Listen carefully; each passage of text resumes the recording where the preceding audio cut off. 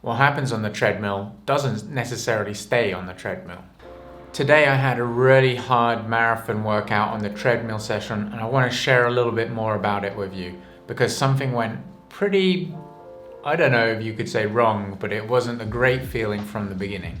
So this morning I woke up and I was feeling pretty tired, not from not getting enough sleep, that was pretty good, but I was just like running on empty, like not enough fuel in the tank or very little left, and I was like a little bit concerned about this, to be honest. I didn't lack motivation to go and do the hard run because, you probably saw my motivation video the other day, which you can click there, and I was feeling quite pumped up. I had an easy week behind me. For some reason, I just felt like flat. I had my breakfast, I had some porridge before, and I thought, well, I'll wait a couple of hours after, kind of simulating race day. I went to work and I was going to go and do it kind of like on my lunch break, but I was just feeling so flat, and I came to the conclusion there's something pretty wrong with my training plan at the moment. Sometimes you can just get so caught up in doing things that you forget to kind of analyze what you're doing and why you're doing things. And it's not to do with like the running per se in this sense here. Well, the running is one of the factors that lead to it. But for me here, I realize I'm just not simply getting enough calories into my body at the moment. I've got the hunger for the running, but the hunger for getting enough food in, that's something I really need to work on. I've got a little bit of a rule of thumb. I try to go like 80-20%. So what I'm talking about there is 80% of it is like healthy, good foods like sweet potato, kale, courgette, rice, all those lentils and everything like that. And the other 20%, look, I'm not saying I go out and like splurge out and have like donuts and ice cream, but I'm not so strict, because I think sometimes when you're so strict, it can become quite mentally tiring and taxing. And especially if you live in an environment where you probably don't have, like fresh mangoes on your doorstep or something, because that would be something I would divulge in if it was on my doorstep. The challenge comes in that when you're trying to eat healthy and the amount of calories that you can get from it, you need to make sure that you're getting enough. So, for example, here, this last week, I think I've not been getting enough. That's like, me being honest with myself. And as a result of all of this, I'm feeling flat. I mean, it doesn't take a rocket scientist or, a nutritionist to tell me that you're not getting enough calories in. The good thing is that I've realized this and I can take action on that. That doesn't mean that those extra calories are going to come from donuts and ice cream, as I previously mentioned, although, it might be quite nice to have 1 or 2 a week or something. But maybe, like adding in some more stuff that are calorifically rich in a sense, like dates or nut butters. They're healthy things. Avocados might be another good example. Mangoes are really high in calories as well. Maybe even some juices like some mango or some pineapple juice. Make sure that I'm, giving myself enough fuel so I can drive that tank of mine and get these runs done. So moving on from today, if I didn't feel so great, I still actually went out and did my run. There was no bad feeling within me. I was just feeling like a little bit, as I said, flat.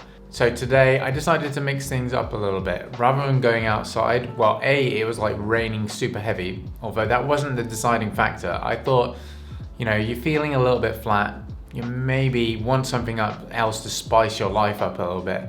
So how did I spice it up? Yeah, I went on the treadmill, actually, of all places, at work in the gym.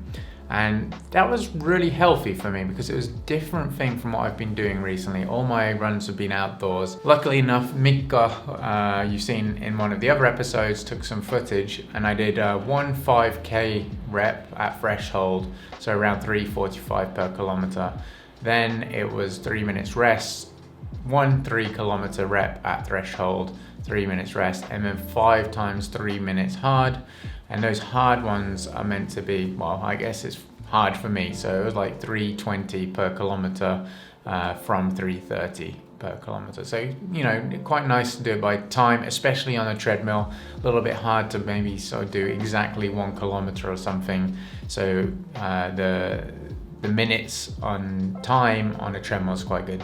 And then following on that, I wasn't going to do it. I kind of gave myself like an escape route when I wasn't feeling so good, that I don't need to do the very last part, which was 8 by 200 meters. But as I said, because we're on a treadmill, I kind of altered it a little bit, and I did 8 times 30 seconds at 3 minutes per kilometer pace.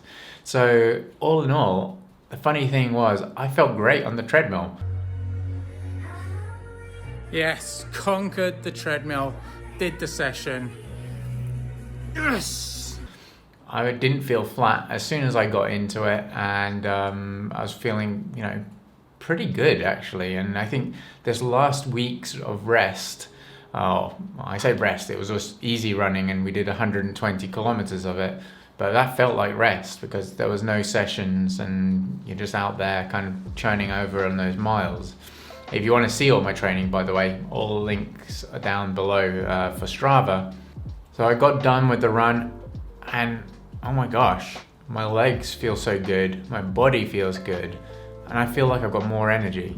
So, there's a couple lessons out of this for me that, I need to pay a little bit more attention in these last kind of few weeks towards this marathon training, towards the nutrition wise of what I'm consuming, and making sure that it's healthy foods and enough fuel so that I can give out the stuff that I need to do in those sessions. And also, another nice healthy reminder that, hey Mark, you felt good after the run. Sometimes you might start a run or wake up in the morning and not feel like it, but you end up really liking it. So that was a really nice little healthy reminder for me. And also going on the treadmill was really good because, let's say outdoors, you got headwinds, turns, traffic lights, I don't know, whatever might be the little roadblock there for you.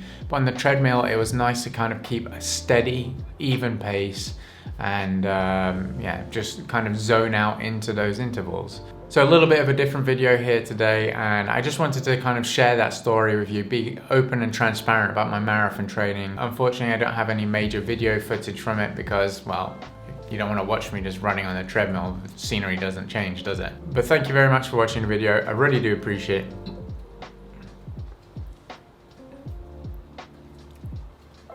And we'll see you in the next one. Oh, and don't forget, if you have not subscribed, hit subscribe.